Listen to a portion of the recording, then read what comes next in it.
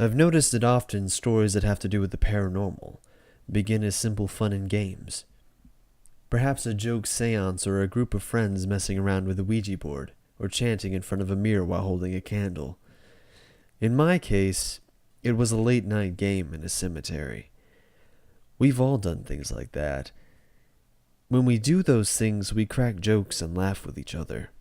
We don't take them seriously or give a thought to the possible consequences. Perhaps we should. I know I should have. My life has practically been ruined. The game I played was called the Knocking Game.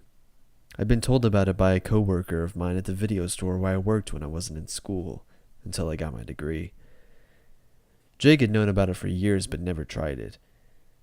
Apparently, a cemetery in the area was home to somewhat of an urban legend.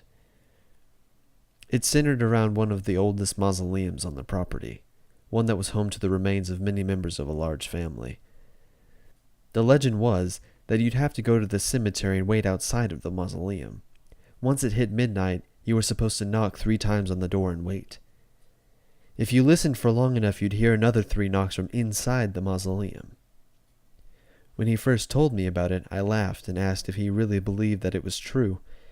He shrugged and I scolded him for believing in such nonsense. "Maybe it's not real," Jake said, "but I bet you wouldn't try it out."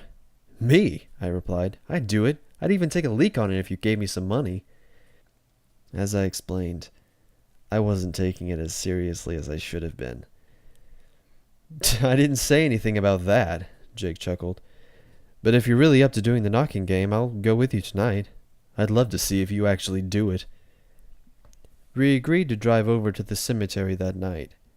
It was already after 11:30 when we got there.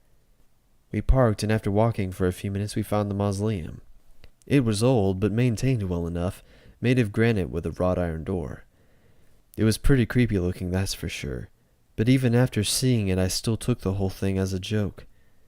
I made jokes, trying to talk to the ghosts, and acted generally in a disrespectful manner, until it was about a minute from midnight. Jake stood to the side while I positioned myself in front of the door and waited for the time on my cell phone to hit 12. Once it did, I knocked 3 times in succession on the door. From then we waited to see if we'd hear anything. I was sure we wouldn't. And we didn't. After a good 15 minutes or so, we left. "You're an idiot for believing in this stuff," I told Jake. He just shrugged. That night, I had gotten home, turned off the lights, and was headed upstairs to retire to bed when I heard the noises. 3 faint knocks on my door. I went over to the door and looked through the little peephole. But there was no one outside. I figured Jake had possibly come over to my house to mess with me, and I went to bed. Since then, I've realized that Jake had nothing to do with the knocks I heard. I asked him about them the next day at work, but he denied any responsibility. He sounded sincere. Maybe if the knocks were a one-time thing, I would still think he was the one who did it. But they're not a one-time thing. The next night, I heard them again, this time around midnight. The same thing happened the next night, and the next. It's been 2 years since I played the knocking game in that cemetery. I still hear the knocks every night, always 3, always around midnight. I've tried to stay in other places with friends and in hotels, but there's always still the knocks. Of course, I'm the only one who hears them. However, I don't only hear them at night, and not always on my front door. In the ensuing months, I began to hear them with increasing regularity, in other places as well. Sometimes I hear them on my closed bedroom door as I try to sleep.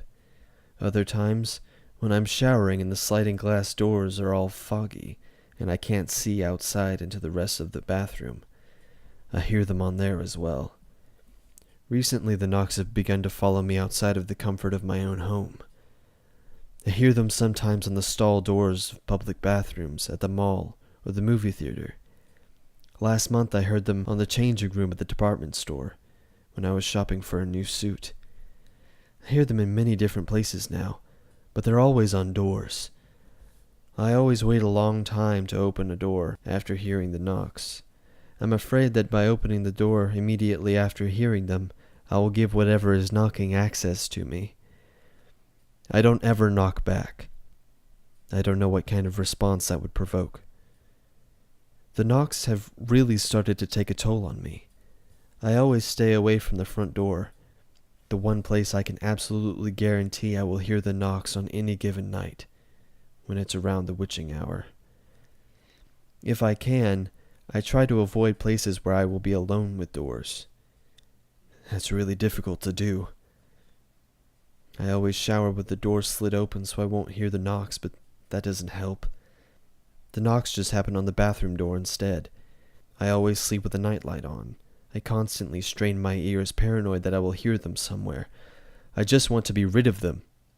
I've been talking to a therapist recently.